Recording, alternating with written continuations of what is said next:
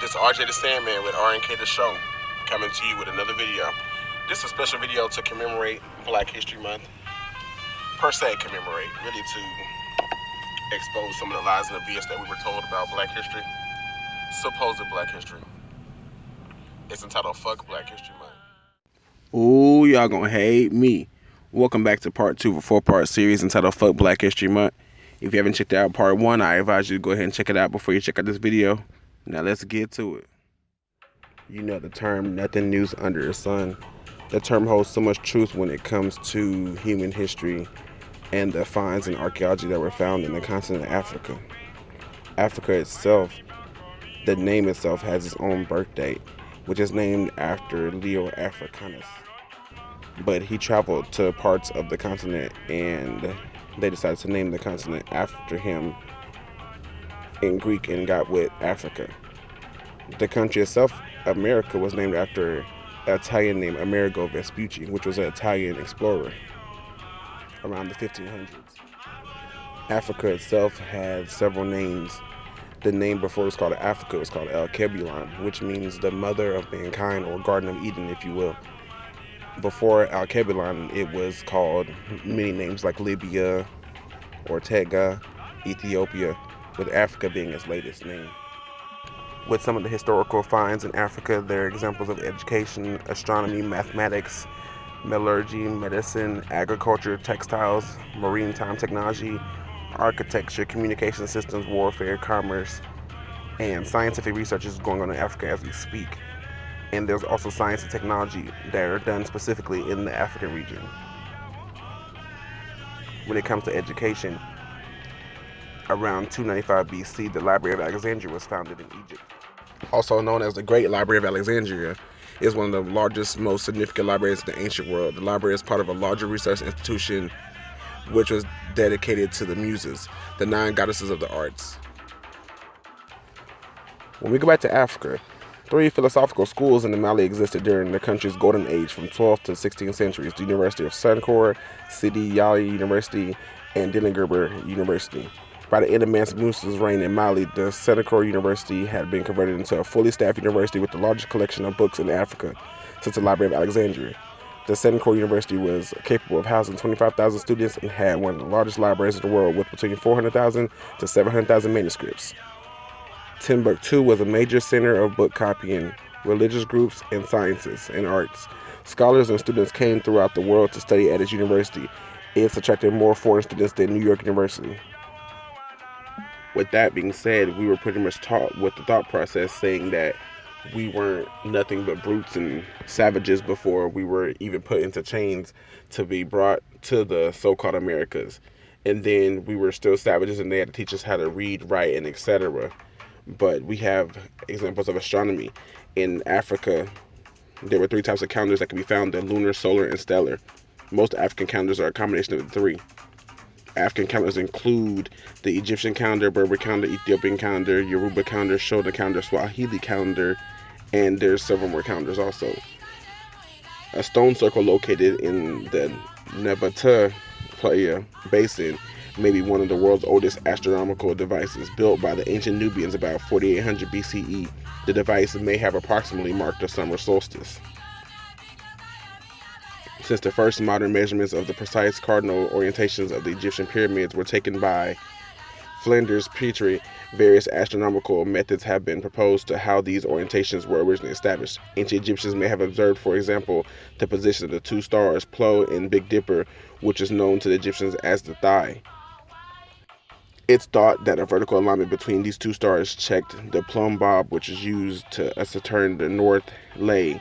The deviations from north using this model reflect accepted dates of construction of the pyramids. Egyptians were the first to develop the 365-day 12-month calendar. It was a stellar calendar created by observing the stars.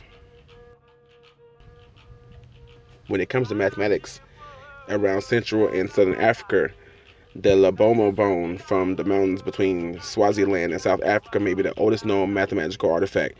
It dates 35,000 BCE and consists of 29 distinct notches that were deliberately cut into a baboon's fibula.